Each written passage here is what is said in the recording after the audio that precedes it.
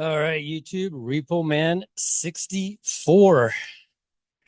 Sorry for the tank top, but I was out mowing for the last 4 hours and it's all done. It was really grown up because it wouldn't stop raining, but finally I got a break, got it mowed. Now, today I want to go through just strictly the timeline.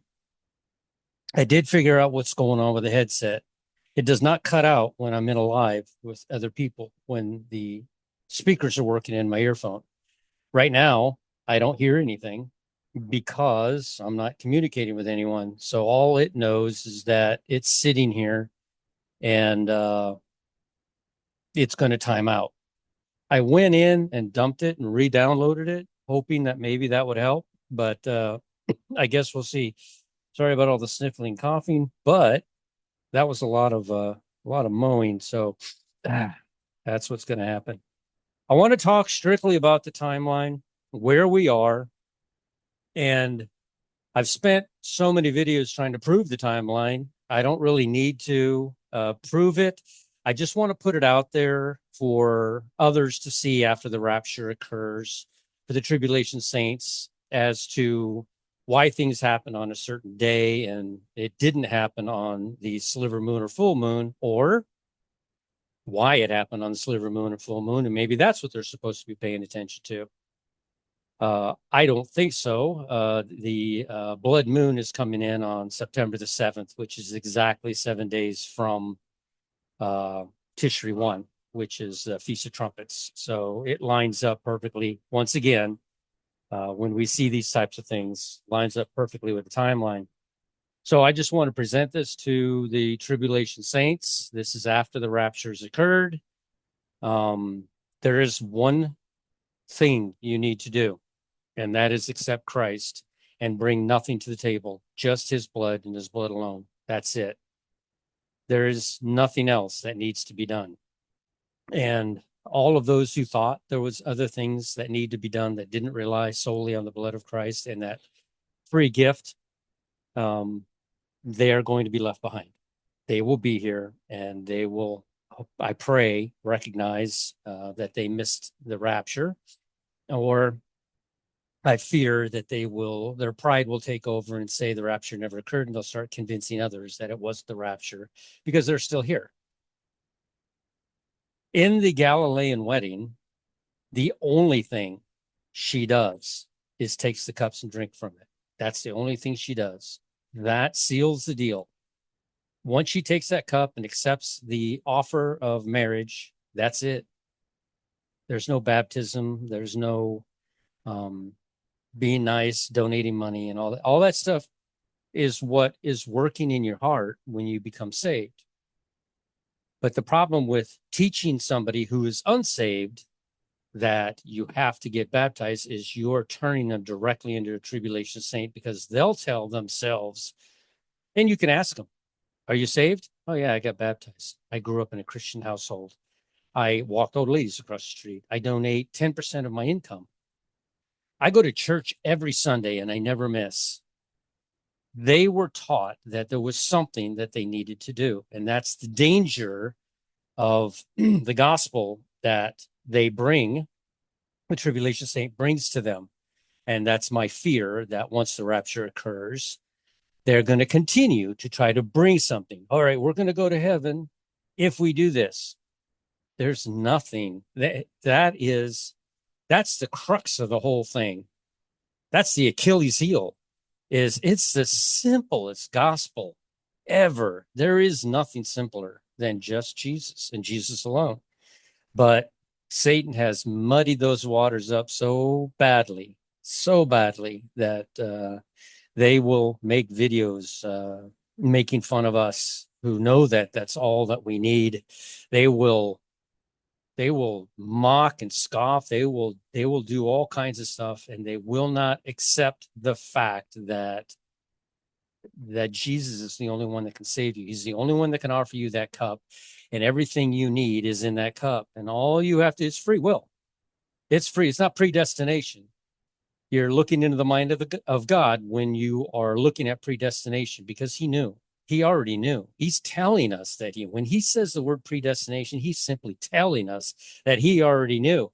And some were created to go into eternity, and some were created to go to hell. They weren't created to go to hell. He already knew that they weren't going to accept his simple, absolutely simple gospel. And because of that, they will be left behind. But in and amongst my fear that there will be tribulation saints that say you must do this and must do that, I recognize that we go before any of the seals are opened. The 24 elders represent us. We fall within one of those 24 groups. And even they have leaders, and that would be the four beasts.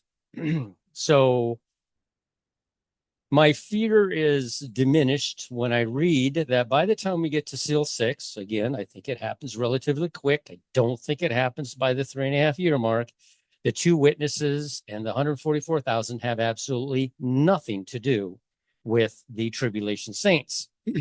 They have everything to do with Israel and the Jews and the 7 years, Daniel's 70th week, that the Jews have to go through. And again, they will finally recognize who Jesus was, but the door is shut at seal 6. The door is shut. There is nobody else going to heaven anywhere after seal 6. It's done for. But again, the solace I have is that when we see them, by the time they get to seal 6, we will shut ourselves in our mansions for a little while, which I think is 10 days. We'll shut ourselves in there, and so that we don't have to see the indignation of our family members and our loved ones and everything of what they're going to go through for this period of time. It could be 10 days. It could be up to October 31st. It might all go all the way to March 16th, since that's the last day of this Jubilee. When they go, I don't know for certain, but I do know for certain that the 7 years is for the Jews. That I do know. But that multitude is huge. It's a lot of people. It is so great that no man can count. It's a lot of people. So that I take solace in. That I know that when we get there, at that point, a lot of the people will see the rapture and they will drop straight to their knees and they will just say, I thought I had something here, but I didn't. And please, Lord, save me. And that's all they ever needed to do. You can do that right now. You could do that right now before the rapture. Just trust in Jesus and Jesus alone. Not because you went to church, not because you got baptized, nothing other than the blood of Christ. And I can't explain that any clearer to anyone, and yet they will not hear it. They just will not hear it. They will insist that we have to do this and we have to do that. So today I just want to go over the timeline. I don't want to go over any of the pictures. I want to show you where we are and go over this timeline. Share. Do a couple of things here. And bring up the timeline. Where are we at right now? This is September the 5th, right here. It is Elul 22. Let me step back because I can't see it. Maybe I should just put on my glasses. All right. They're covered in dust from mowing. This is Elul 22. It is September the 5th. We are coming up here on the night of, after sunset, on the night of September the 7th, we will have a blood moon. That will be exactly 7 days away from the first day. I'm sorry, from Tishri 1, the 7th month and first day on the Hebrew calendar. It is September the 15th. And I run into this all the time. Jesus was born on September 11th. You see it in the creation. September 11th is the first day, and Jesus, no. This is where Satan was created. The light you're seeing was Satan. There was nothing wrong with Satan when he was created. He was the greatest angel of them all, ahead of all of them. But his pride got the best of him when? Not on the first day, not on the second day, not on the third day, nor on the fourth day when God created time. Elul 31, it is a kaseh.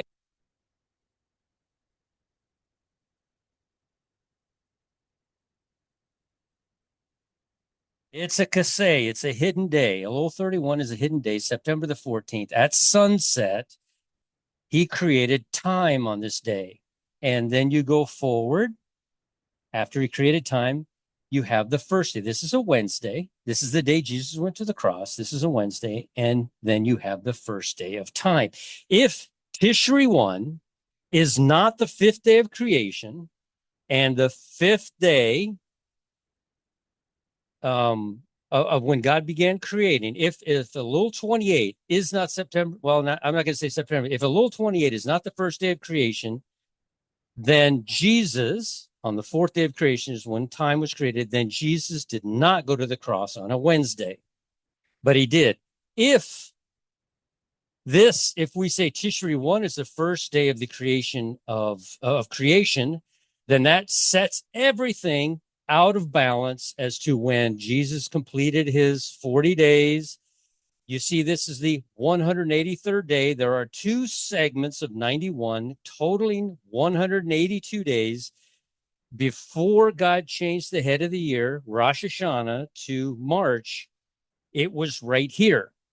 But before we could count this, or before he counted this as the first day, he created time. God's very aware of time. And so time, 24 hours still equal 24 hours, even though 24 hours didn't exist for the first 3 days of creation. It did exist here, and the first day is a Thursday. Thursday is the first day of time. This is where I think people get really mixed up in the Bible as to, let me see something to see if I don't think I did. No, I didn't do it. This is where I think a lot of people get mixed up. First of all, they want to say Jesus was created on the first day. He wasn't. Satan was. That's the light. Satan was the light. Jesus was the creator. Jesus was born on Tabernacles, which is September the 29th at sunset. Tishri 15, Tabernacles. So when Satan was created on the first day, he did not fall or become jealous until this day, when God created man in his own image. It infuriated Satan. He was so jealous and so wroth with God that he lost his mind. And Adam was created outside of the garden. He was not created in the garden. God rested on the seventh day. On the seventh day, God brought Adam. Is it the seventh day? It goes back into the account in, let me look at Genesis real quick. I want to make sure. I should have made copies of these things. I wanted to stick with the timeline, but Genesis, in the beginning, seventh day, God rests. Okay, so we go into Genesis 2:1, and we see on the seventh day, God rested. But then when we get to Genesis 2:4, we see God reverts back to the conversation about creating man. He comes back here and talks about creating man. Then the next day after that, let me see what he does. He creates the Garden of Eden, or he makes it. His creation is done, but he makes the garden here. Let me continue. He tells Adam here on this day, do not eat of the fruit. He does not tell Eve to not eat of the fruit. When God created man, he created man, and Eve was in Adam as a rib. He did not bring Eve out until later on. He planted a garden. He presents it to Adam. It's beautiful. Day 4, Adam is naming the animals. Sorry, I got a day off here. Day 4, he says, don't eat of that tree. Day 5, Adam is naming all the animals. on day 6 of time. When was Adam created? Day 6 of creation. When was Eve made from Adam? On day 6 of time. I have question marks here because I found this when I was building the timeline. I was like, that's super interesting how that actually lines up. Adam is brought into the garden. Let me see here. He's naming the animals. God realizes it's not good for man to be alone. He brings Adam into the garden right here. He brings Adam into the garden on this day. God makes the garden. The creation is done. Every element he needs to finish creation, to begin making things out of the creation. You can't go out and say, I built this table. I'm a creator. You did not create anything. You made a table from a creation. You go on, names the animals. He's brought into the garden and all this stuff. Not good for man to be alone. Day 6 of time. Eve is created. On Tishri 6, Eve is created. And she, and I want you to notice that God is not only using the Gregorian calendar, but he's also using his. September the 11th, first day of creation. Adam was created on September the 16th, the 6th day of creation. Eve was created on day 6 of time, Tishri 6. You see what I'm saying? It crosses over, interlinks. And so Eve is actually created in the garden. Eve is not created outside of the garden like Adam was. Or I keep saying created. She was made. She was created back here with Adam, but she was brought out of Adam in the form of the rib, and God formed Eve from the dirt of the ground in the garden. And then this is the 7th day of time.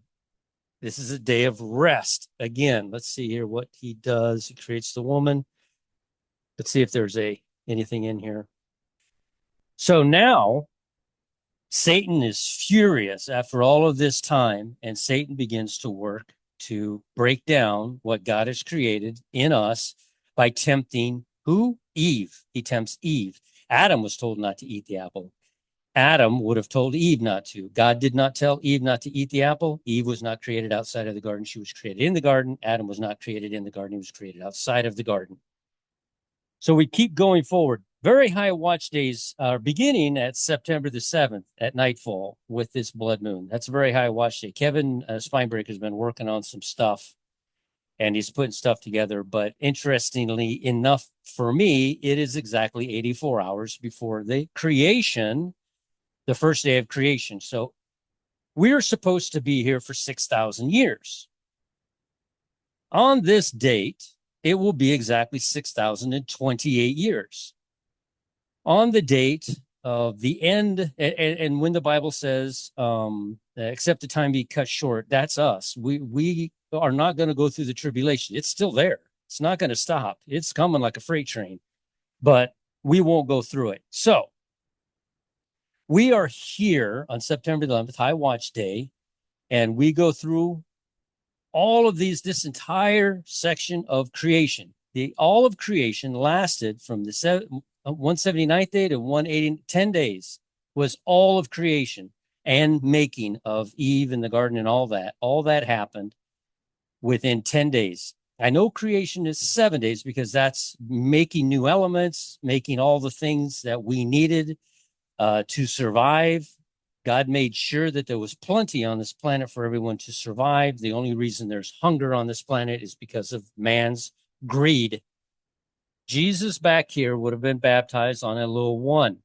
Elul has to have 31 days in order for Jesus to start his ministry on atonement. It has to have these 31 days. Anybody that says there's 28 days in Elul, I chuckle a little bit on the inside because you ain't getting to atonement 40 days later if you make that statement.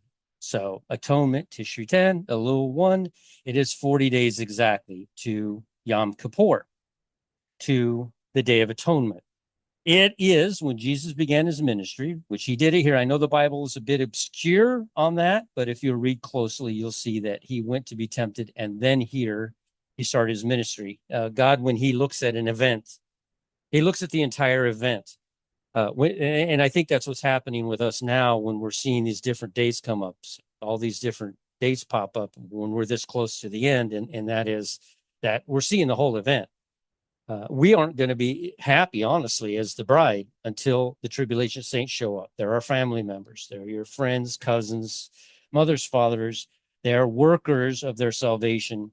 They will realize real quickly after the rapture that they were wrong, but they will show up, and we will be waiting there for them with palm branches as they show up. Now, Jesus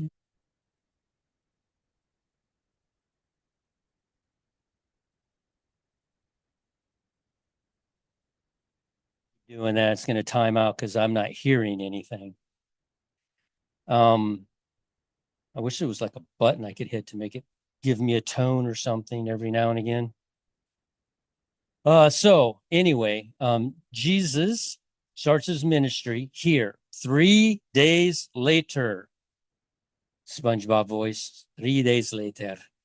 Jesus turns water to wine. He does this on Tishri 13, 7/13. It is September the 27th, plus 13 hours. So it goes into September the 14th. But he turns water to wine. Then we have 2 more days to his birthday. He is born on tabernacles. He was not born at any point in creation. Jesus is the creator.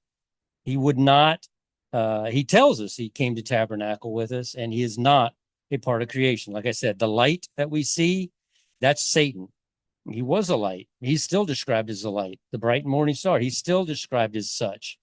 So we had the Revelation 12 sign here. Now we keep going forward.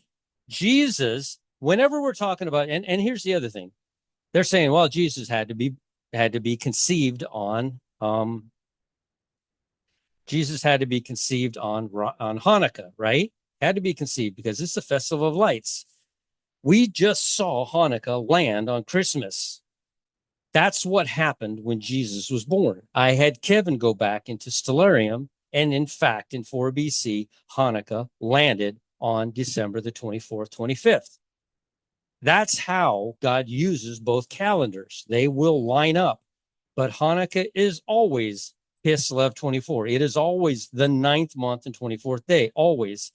That evening begins Hanukkah, Kislev 25, and it goes throughout the entire weekend. The great 8th day is always Kislev 31. It is a Pesach.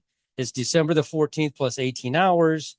It's Tevet 1 when Adam is kicked out of the garden. Adam is in the garden for 7 years and 40. I get these backwards. I think it's 45. I don't remember. 183, 129 from that 6-month period, 17. Not doing quick math here, but I believe it's 45 days. Somebody sent me an email. I get them backwards, but from Tishri 1, from the start of the year, 1 day before his creation here on Tishri 2 on September the 16th, from that day, 7 years and 45 days later, Adam sins. He does this on Halloween. This is also the same day God brought judgment on the planet and flooded the earth. And I believe this is also the same day that the 7-year tribulation will begin for the Jews. Adam goes and stays in the garden to the point where even God says, wait a second, if he eats of the tree of life, he'll live forever. We got to get him out of the garden. It's almost like God realizes that, but he doesn't really. What he really does is he spends Hanukkah with Adam. Remember, Adam's been covered on this day. He sinned. Adam was naked. God covered him with animal skins. God paid for his sins. Jesus paid for his sins, covered him. And then 47 days after this, 45, I get them backwards. 47 days after this, Adam is removed from the garden after Hanukkah. Jesus was not conceived on Hanukkah, but he was conceived on Christmas Eve, Christmas Day. And in that year, Hanukkah, as you know, bounces around, but it actually doesn't. Hanukkah is actually always on December the 8th, Kislev 24. By the time we get down here, those 4 minutes a day really add up, and they throw this date off, but this date is immovable. This date is not budgeable. The Hebrew date is not movable. So, whoops. So, when the flood begins, the Bible records that it rained for 40 days and 40 nights. And then God remembered. God remembered something after the flood began. He says, "Oh, there's like a day in here, somewhere in here where God realizes, wait a minute, Noah's on the ark. He remembers Noah and he stops the flood. Wait a minute. I can't leave Adam in the garden lest he eat from the tree of life. Let's get him out of there." The flood ends on Kislev 28. Adam is removed from the garden on Tevet 1. 1, 2, 3, 4 days after the flood ends, Adam is removed. Of course, a different year, but he's removed from the garden. So I find that very telling, very interesting. That it's almost, of course, God's omnipotent. He's all knowing. He didn't forget anything, but it's almost like he has this moment where he's like, I've got to stop the rain because I said it would only rain for 40 days and 40 nights. I've got to get Adam out of the garden before he eats the tree of life. God does that somewhere in here. He remembers both Noah and Adam at some point in here. But the rain does not stop on the same day as Adam is removed. But if God remembers him, Noah, here and stops the rain, then that would mean this is the day that Adam was remembered, that he was in the garden and he needed to be removed from the garden on this day. And this would be a little bit over halfway through Hanukkah, and it's 8 days. All right. Jesus was conceived on Tevet 10, remember these 18 hours, December the 25th. 1 week later, I want to remember, I keep getting these comments. Well, they stole 10 days. They didn't steal anything from the Julian calendar. They stole nothing from the Julian calendar. The Gregorian calendar is the Julian calendar. The Julian calendar over time went wrong, and they fixed it by creating the Gregorian calendar. I wish that they had just fixed it and left it alone, but they didn't. It was going off. It was off. By the time they fixed it, it was off by about 10 and a half days, and they fixed it. And then Pope Gregory came out with, he just renamed it, but it's the Julian calendar. There's no difference between the Gregorian calendar and the Julian calendar, aside from the Gregorian calendar keeps time better. The Gregorian calendar will lose a day over the course, I forget what it is, 3,000 or 4,000 years. It loses a day, and they would have to add an extra, even yet another extra day to realign it after thousands of years. But it is spot on. It's a really good calendar. The Julian calendar brought out by Julius Caesar was not. It was wrong.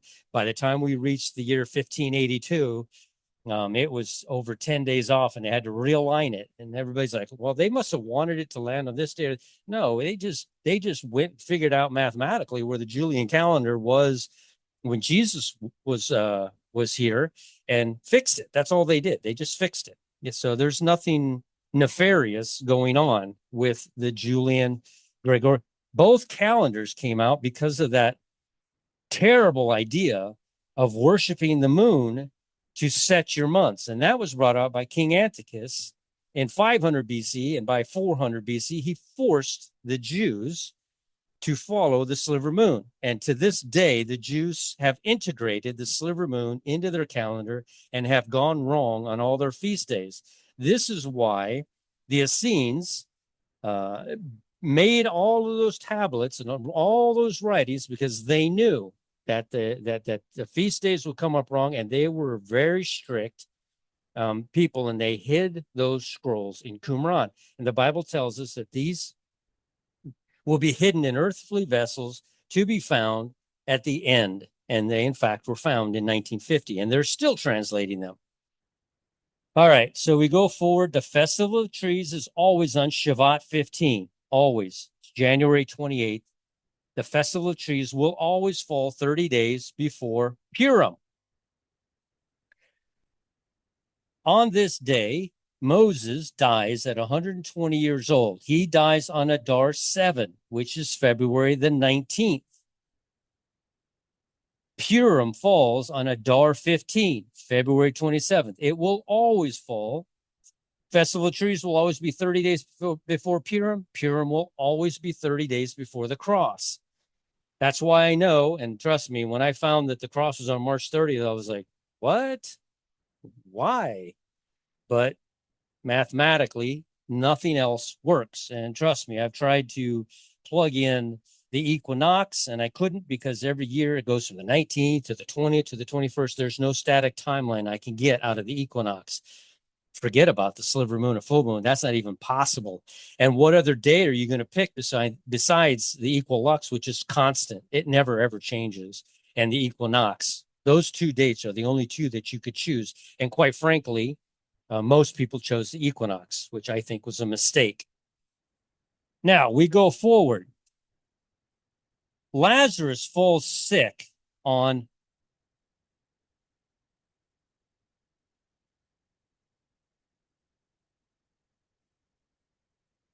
I don't know what that is, but I'm back. It's got to be because I'm not hearing anything. It just times itself out. I don't know how to stop that. All right. So Lazarus falls sick. It's Adar 28. It's March 12th, but you have to add 24 hours. So it's not March 12th. It's March 13th. On March 13th, Lazarus falls sick. And Mary and Martha the next day send word, messengers, to Jesus that Lazarus is in fact sick. Lazarus dies on Adar 31. It is a kaseh, it's a hidden day. Lazarus dies on this day. And it's actually March 16th because you got those 24 hours to contend with. Adar 31 is the fourth Sabbath of time. There are 4 Sabbaths each year. There never was, never has been, never will be 360 days in a year. I cannot find it anywhere aside from people just doing basic math with the 1,260 days. It's not true that there was 360 days. They see the 1,260, they do the math, they read Enoch. Enoch said there's 360 days, and he did. But what they don't read is these gates. Each one of these is a gate. There's 4 gates a year. They happen every 91 days. As a matter of fact, the 91st day is a gate. This is always called a Sabbath of time. Sabbath of time. Kislev 31 was a Sabbath of time. And it is a kaseh, it's a hidden day. And it is the day that counts for a gate, a door. It means gate or door. And Enoch wrote about this, and people ignore that part because they didn't understand it. And they went with the 360 days. If I went with 360 days, my year would end back here on Adar 27, March 11th. And I don't even know where I would find, in order to keep the calendar straight, the other 5 days, 4 days to 364. This is stellar. The March plus the 24 hours, that's solar. All right. Now, here we are. Mary and Martha have sent messengers to Jesus because Lazarus is sick. He is taken sick. And by the time they get to Jesus on Adar 31, March 16th, Lazarus has died. Jesus describes him as sleeping. In the eyes of God, when we die, no matter how decimated our bodies become, we are sleeping. We are not dead. There is only one death. That is the death into eternal fire, eternal damnation. That is the only death. That being said, there's only one person who has died, resurrected, and rose to heaven, and that's Jesus. I cannot find anybody who can send me anything proving that anyone else that had died rose to heaven. And that includes all of those that rose with him on the day he rose. That includes the child that Elijah saved, the 2 children that Elisha saved, Lazarus, who Jesus resurrected. That includes all of them. They died again. It is appointed unto man but once to die. That death is nothing to do, because all we are is sleeping until we choose to go to the lake of fire rather than recognize Jesus and what he did for us. All right, here we are. Lazarus dies. He dies on Adar 31, a kaseh, a hidden day, a door, a gate. And it's March 16th with his 24 hours. Okay?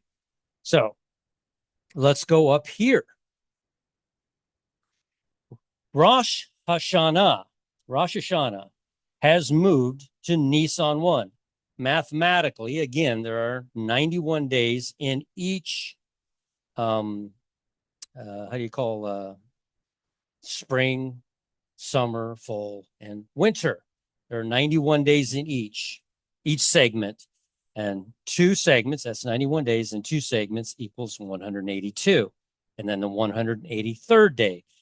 If I don't start Rosh Hashanah on Nisan 1, not only have I gone against the Bible, but Tishri 1 will not fall here. And if I just name each day, like a child could, sun come up, what's the day today? Anybody could name a day. And it will not reach September the 15th or even Tishri 1 if you do not account for the 31 days or the kaseh. There's 4 of them each year, like I said, 360 days plus these 4 kaseys, these gates, these hidden days, and they happen at the end of each season. Spring season ends right here on Sivan 31, which is June 15th. The summer season ends here on Elul 31, September the 14th. I know that we say it's September the 21st, and quite frankly, I can see why you would say that, but you take a ball and throw it, and at what point do you count? Do you count from the beginning, the middle, or the end? Where do you count? They're counting from the middle. That is the ball enters the 23.5 degree mark. It stays at the 23.5 degree mark for 15 days. But they go in 7 days and say, this is the day that everything begins. It does not begin on that day. It begins from the moment that you tossed the ball. That happens on March 16th, the day Lazarus died. Lazarus died on March 16th, the last day of the year, the kaseh, the gate, the hidden day, and the first day of the year starts on Nisan 1, March 17th. Jesus hears that Lazarus is sick, and he admits that Lazarus, at first he says, no, he's just sleeping. Oh, then he's fine. Well, all right, he's not sleeping from your point of view. From your point of view, he has died. So he sits still for 2 days. This must have baffled their minds. Why did he sit still for 2 days? Because Rosh Hashanah is a 2-day feast. The Feast of Trumpets is a 1-day feast. They have conflated these two together because they did not pay attention to Exodus 12. They will still insist that this is Rosh Hashanah. It's the civil year, is it? There's nothing in the Bible talking about a civil year or a legal year or whatever kind of year you want to start. Rosh Hashanah, you are speaking a foreign language, and it means head of the year, head of the month, head of the year. That's what it means. Congratulations, you can speak another language. Rosh Hashanah means head of the year. This the Bible describes as the 7th month and first day, and it calls it trumpets. So you will blow trumpets on this day. It does not talk about Rosh Hashanah because Rosh Hashanah is back here. It starts up here. It is a Thursday. If creation began on a Sunday, it had to have begun on Elul 28. There had to be a kaseh, Elul 31. Every time you see a 31 over here, I've highlighted them. It's a kaseh. It's a gate that Enoch talks about. And if you don't start your creation day here on the Feast of New Oil on September the 11th, Elul 28, you will not reach Nisan 1. If you attempt to take these 4 gates out from this point here to that point up there, only 2 gates have transpired. 3 gates have transpired. That would be 3 days off.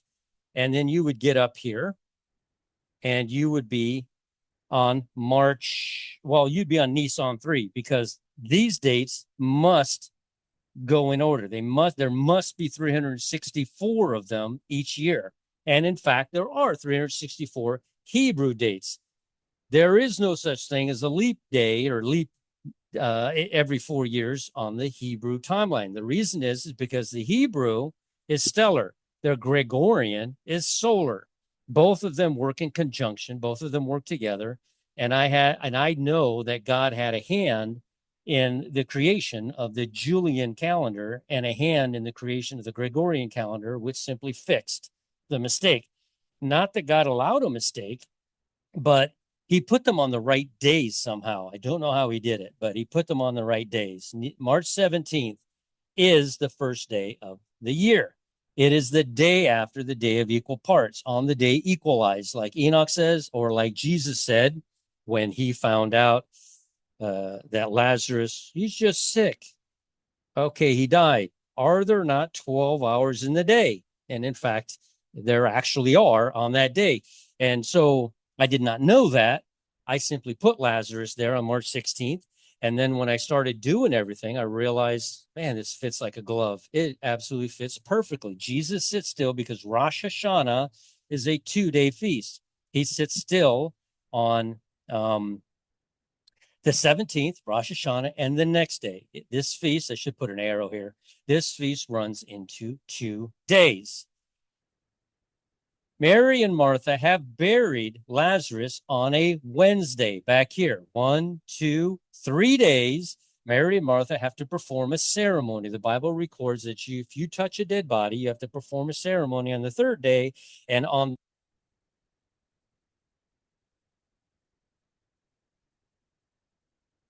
you are clean. Mary and Martha perform a ceremony. Jesus raises Lazarus right here. They perform the ceremony here after the 3rd day. Lazarus is raised right here on March 20th, Nisan 4. We go forward. Mary and Martha are clean on the 7th day. Why does the Bible record? It's very intricate, and it's telling us painstakingly, day by day by day. And when you put them on a timeline, they all fit. He's telling us that he had a meal with Mary, Martha, and Lazarus 6 days before the cross. The Bible records it's 6 days, but then the King James accidentally conflates 2 different stories together. On this day, his feet are anointed. On this day, it says that he had a meal with Simon at the house of Simon the leper, the Pharisee that he healed. And at this meal, he's getting his head anointed. His head is being anointed at this meal. It's at sunset. This meal takes place at sunset. This one's during the day. It's 6 days before. This one's at sunset. It is 4 days. It has to be 4 days before because he is the Lamb of God that takes away the sins of the world, and he is being anointed at this party. On this day, so it's that day, it's sunset. During the daytime on this day, years earlier, obviously, Miriam dies. Miriam is the sister of Moses and Aaron. This is the day, and the Bible tells us what day she died. Why would it be important for us to know what day she died? Because it's Nisan 10, because it's the triumphant entry. Every time I find one of these dates in the Bible and I place it here, I'm like, no way. There's no way that this continues to fit over. And like I've said before, I built several timelines, and when this date come up and it just didn't match, I had no choice. I had such trouble for years and years. I had trouble with the Pentecost. Man, I told you on here, I don't like the Pentecost. I do not know how to apply them until I read Leviticus. I think it's 23 or 25. You must count from the Sabbath after. And then I said one day, my brain exploded. And I told everybody at work, I've said, there wasn't just one wave sheaf offering. There were 4 of them. The book of Acts records there are 4 Pentecost, 4 different events where the Holy Spirit came down. The Bible is telling us this stuff so we could put it on a timeline and know when these things happen. Otherwise, it would have just stayed quiet about it. Just have faith. I'm coming back. You don't need to worry about when. It'll happen when it happens. You don't have to know when, but we do need to know when because he painstakingly put all of these dates in there. And if they don't match, then you have a bad timeline. So there were a wave sheaf offering when Jesus rose. Don't touch me, for I have not ascended to the Father. There's a wave sheaf offering when he goes to Thomas in the upper room. I won't believe that Jesus rose from the grave. I don't believe you guys. You elders, you brides, I'm not listening to anything you say. I won't believe it until I see him in the sky rapturing his people out, until I put my fingers in the very holes of the nail that they drove the nails into his hands or his wrists. I will not believe it until then. That's when the tribulation saints will believe. A week later, he is on the shore with bread and fish. I see this 3773 pop up because it is 3773 from when Jesus rises, 3 days, 7 days, 7 days, and then the 3 days. I could never make it work. I could not figure out what it was. I even told Sister Sandy I said, I don't know what it is, but it means something. That extra three means something. It does. The Bible tells us what it means. It tells us that he walked with us for 40 days. And then it goes on to say, and these 3 times was he seen of us, telling us 3 days after the cross, 3 days, 7 days, 7 days, and he walked with them 3 times in this 14-day period. 3, 7, 7, 3. Then you count the next day, and something amazing happens. First of all, we have to obey Leviticus. He walks with them for 37 days. No, we don't have to obey Leviticus in this. The Bible clearly says he was seen of them for 40 days. He was seen of us for 3 days. These are the 3 days, 3, 7, 7, 3.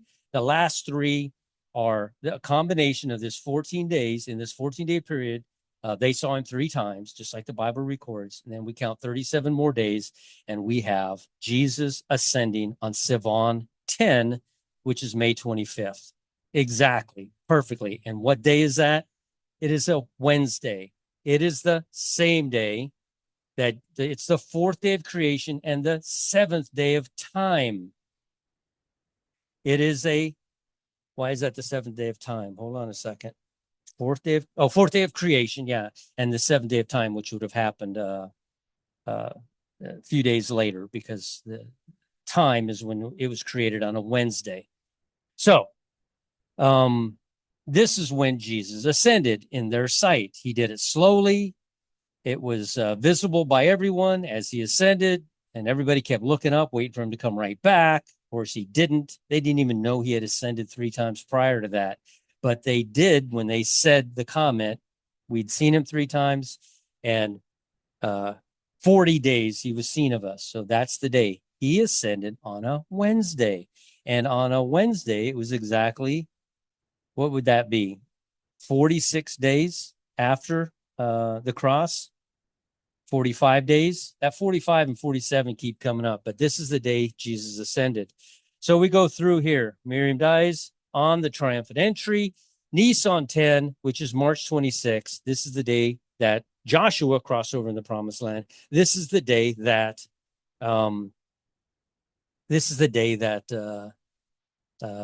Jesus rode into town on the donkey, the triumphant entry. It's the same exact day. And so the ark, in fact, rested on Nisan 17, but Jesus rose, completed everything on the 17th at nightfall, but he rose on that Sunday. The Bible tells us the dawning of the new day, which I think he rose at 3 o'clock in the morning. I think he was in the grave for 84 hours, just like the 2 witnesses will die for 3.5 days, 84 hours. So we continue on. You always start your count. You always start your count on a Saturday, on the Sabbath after. That's where I got to all of the dates of the Pentecost. I finally found it after years and years of stressing over that. I finally found it, and that's where I believe it is accurate to have fallen. All right, let's keep going. Second Passover happens at sunset, becoming Iyar 4, which is April the 30th. Then we go on forward here. Ascension Day. Enoch was born. I don't know when Enoch was born. I don't even think the book of Enoch says when Enoch was born. Oh, I got up early to mow.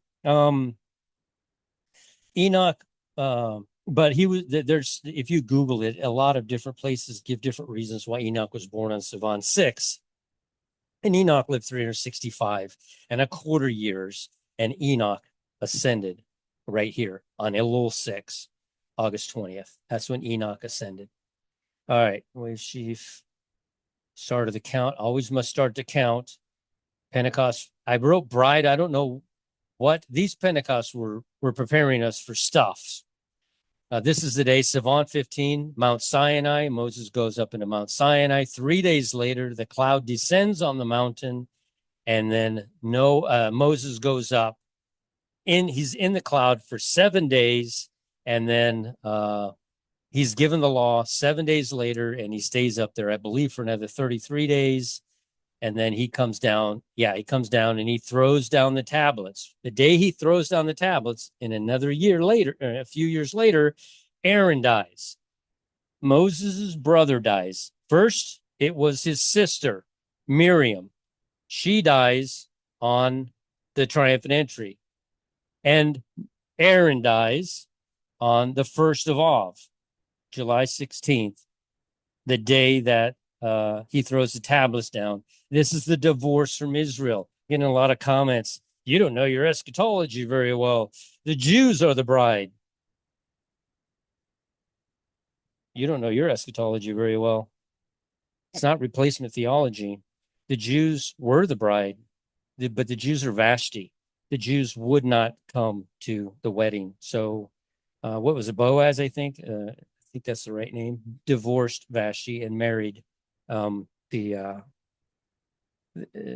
his bride.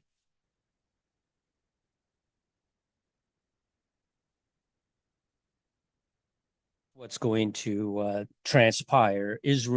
God divorced Israel, and he's married, or going to marry. Jesus is going to marry the Gentile bride, and that's what's going to happen. So, Enoch, they found in Enoch, it records that, and I took a minute to figure out why it was a day off. I thought wine landed here on Sunday, but then I realized they're not going to drink on Sunday. They're not going to drink on the day that all these Pentecosts land, right? So the wine is actually at sunset here, becoming the 3rd of Av. The Dead Sea Scrolls record that the Feast of New Wine happens on the 3rd of Av. And then the Dead Sea Scrolls do not give a date for oil. What they do say is 50 days later, but we must obey the Bible first. The Bible first says in Leviticus, you shall count from the Sabbath after. Right here, you shall start your count here. You shall count 49 days. You got 1, 2, 3, 4, 5, 6, 7 times 7 is 49 days. Even unto the next day, the Feast of New Oil lands on the first day of creation, which I thought was something else. I didn't know this. Somebody had said that. I think it was actually Dr. Barry said that in the Dead Sea Scrolls. It said that. I went to look and I was like, sure enough. But it doesn't give us the date of oil, but it tells us to count from 50 days, but you have to count from the Sabbath after. This is the Sabbath. You have to start your count here. And here we are on a Sunday, Feast of New Oil, the first day of creation. We're right back where we started. So let me continue here. Aaron dies. He's 123 years old. And this is the day that Moses throws down the tablets. Pentecost is a Sunday. New wine begins at sunset. This is new wine, just like it records in the Dead Sea Scrolls for Av the 3rd. We continue, start our count for the 49 to get to the Feast of New Oil, just like it says in the Dead Sea Scrolls. The 9th of Av is July 24th. It is Tisha B'Av. And then we have the 11 events that are recorded surrounding Noah, and I simply put them all on here. And isn't it incredible that we see that there's either gives you an exact date or it gives you a time span. So I put them all on here. There's 11 of them. This is number 7, 8, 9, 10, and 11. There's 11 events. It all starts. You would think it would start where the rain began, but it didn't. It started 7 days earlier when God said, get into the ark, and the ark sat open. He sat in that ark for 7 days with the door open. When it started to rain, God shut the door. All right. So we come to the 7th event of Noah, and he released the raven and the dove. The Bible's very clear on when these things happen. On Av 16, the dove returns. He releases the dove. The raven doesn't come back. The dove does. It comes back on the same day. 7 days later, he releases the dove, and the dove comes back with an olive branch on Av 16. And then on Av 22, he releases the dove, and the dove does not come back. We get on down here, we keep going, and we come down here, and we see Jesus is baptized on Elul 1, August the 15th. He did not start his ministry on the day he was baptized, even though the story looks like it is conflated together. It is not. He clearly tells us he went out and was tempted of the devil and fasted for 40 days. 40 days later is the Day of Atonement. This is the day I believe Enoch rises, 365 and a quarter year later. I believe he rose on Elul 6. So that's the whole timeline. You can get this timeline for free, along with many other people's timelines, on this website here, down here at the bottom, endtimestudies.com. And it's www.endtime-studies.com. And you can get that from Sister Sandy. She does timelines for a whole bunch of us. And she does, look at this thing. She really put this thing together very well. And she actually helped me with some of the math, which is pretty cool. She's like, that doesn't fit. And I go back, oh, darn, you're right. It doesn't. We got to fix that. So this timeline that I built is a combination of several Dr. Barry, just so many people. I just learned that Feast of New Wine, where's it at? Feast of New Wines lands on Av the 3rd. I did not know that. I went in and researched it after somebody said it, and of course, yeah, it fits. It lands perfectly on the timeline. Everything that I find lands perfectly on the timeline. So September 7th, blood moon. Kevin's working on that. 84 hours later, the first day of creation. So a lot of high watch days coming up, and I'm off the weekend, so I'll be back out here should anything massive or spectacular happen, and bring it to you second, because everybody else is faster than me, but I'll bring it to you as well. And if it falls on the timeline, I'll give you a mathematical reason as to why it fits perfectly, or it doesn't mean anything to my timeline. And of course, I would admit that as well. So I don't know what else to do aside from this here. Remember, Jesus was born 4,000 years after Adam was created by him, by the way, 4,000 years and 14 days after Adam was created.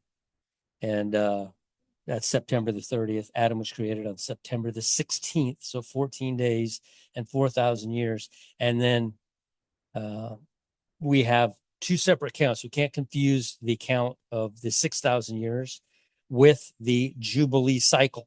The Jubilee cycle, there's no break in the Jubilee cycle. It's simply 123 Jubilee cycles to what we call 2025. But because of this 0 year, it's actually 2024 right now. It is not 2025. But if we do it the way we should from creation, it's 6,027 years, what we call 6,028, again, because of that 0 year. But the 6,000 years is actually 6,028 years, and will be 6,035 years by the time we get to 2032, at the end of the tribulation. The find that David made, this is David right here. He found this. And this is Apophis. Apophis hits on April 13th. But on May 13th of 2029, Israel will just be 84 years old. On May 14th of 2029, they will turn 85. So something will happen, I think, by May 13th. And if you count back from Apophis, 1,260 days, you land on Halloween. If you count from Israel becoming a nation 1 day prior to it turning 85, you count back, and you will land again on September 30th, which is Jesus's birthday. If you count back 1,290 days from Apophis, you'll land here on Jesus's birthday. So it all makes sense. If you count back from May 13th of 2029, 1,260 days, you will land over here on November the 30th. which November the 30th meant something to somebody. They found it, and I thought that was pretty interesting. I don't recall who it was, but there's so much math going on in here, like just so much. Everything the Bible ever talked about is falling within this 7-year period right here. It's a huge watch time. So just keep an eye out. We could count the 6,000 years. Remember, there's years that cannot be counted. They just can't be counted. And they are inclusive to creation to the millennium. It's not creation to the rapture. The rapture is just one part of it, but it's all completed by the time we get to the millennium. That's what God's view is, the entire segment of time. But the entire segment of time is 6,035 years from our perspective because of the 0 year. 6,034 according to the Jubilee cycle. Same thing. This is not 2025. This is 2024. But we've already crossed all that, and we're in the final stages here. And the reason for the 35 years is 33 and a half years Jesus was here. This 6th month, God changed the head of the year, and the year and 10 days that for Noah's flood. And that plays into atonement, that extra 10 days. That points right at atonement. So you could begin your 6,035 or 6,028 count. You could count it from creation on September the 11th, September the 15th, when the new year began, from 4004 to 4003. You can count it from when Adam was created, when Satan got furious that he created somebody or something in his own image. I thought I was the greatest look.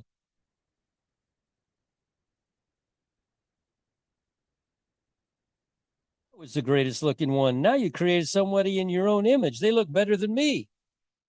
Yes, we look better than the devil. At any rate, these 35 years, 33 and a half year for those 6 months that got moved ahead of the year, still have to be accounted for, 34. And then the 1 year of Noah's flood and 10 days. So that's 35 years. That's why you're going to come over here and you're going to see 6,035. That's why right there. And this is the outside date. Everything should have happened last year in 2024, but this mistake gave us the appearance of it being 2024, but it's 2025. So it's a little difficult to explain, but it's not going to be 2026. That will not work into this formula. It cannot be 2026. It must be 2025. The rapture must occur in 2025. Not saying thus saith the Lord, but mathematically, just from a mathematical standpoint, without any emotions behind it, mathematically, the rapture must occur literally any moment. And part of me says September the 16th, because that's the exact 6,000 years. And if you read in Genesis, you'll see that God said there's nobody to till the ground. That was one of the first things that had to happen. He created Adam. Adam began working the ground and planting right off the bat. Of course, everything Adam planted, he threw in a seed, poof, an orange tree grew up in 10 minutes. That doesn't happen anymore, but it will. It will during the millennium. So keep watching. Like I said, if anything pops up, I will run back out here. For right now, that's all I have. If any questions on the timeline, you can get it for free. Right there. There it is again. www.endtime-studies.com. I don't sell anything. I don't ask for any money. I don't do any of that stuff. Not because others that do, there's something wrong with them. Donate your money to Chris over at Global Rapture Watchers. That guy has literally put thousands of Bibles in people's hands, and he's doing a fantastic job over there. I am not set up that way. I'm just a guy who walks out here to the secret broadcast cave and brings you things that I find on the timeline. That's all I am. Nothing special. And so with that being said, I will talk with you again if something huge jumps up. I still think Amos 3:7 is going to be fulfilled. I still think that Amos 3:7 is going to be told to all of us. It is not going to be told to one person for all of us to follow. I've been saying that all along. That is not going to be told to me so that I could tell you. It is going to tell you personally. He might even tell tribulation saints when it's going to happen, but it is going to be given to all of us equally in our own measure at the same time, to where all of us will run out here and go, this is it. Now we know. He has never, ever done anything without warning them first. And he gives us that promise in Amos 3:7. I will not do anything until I warn you first. How long is that warning? An hour, a week, 3.5 days, 84 hours, a day. I don't know how, 30 days. I don't know how long that warning is, but I have a feeling that we're about to see that warning. We are about to see that warning. And so get ready to get more hair. It all fell down here. I was wondering where it all went till I grew this. I'm like, there it is. I found it. All right, YouTube. I have lost so much weight since the surgery. I was huge. Not anymore. Old age kicks you right in the tail. But that's all right. I'll be 30 again. I'll be a contender again. I'll move mountains again. All right, YouTube. Keep watching. We're almost there. And your moment has almost arrived. That moment you dreamed of. It is almost here. And we're about to go home. All right. We'll chat with you all again later.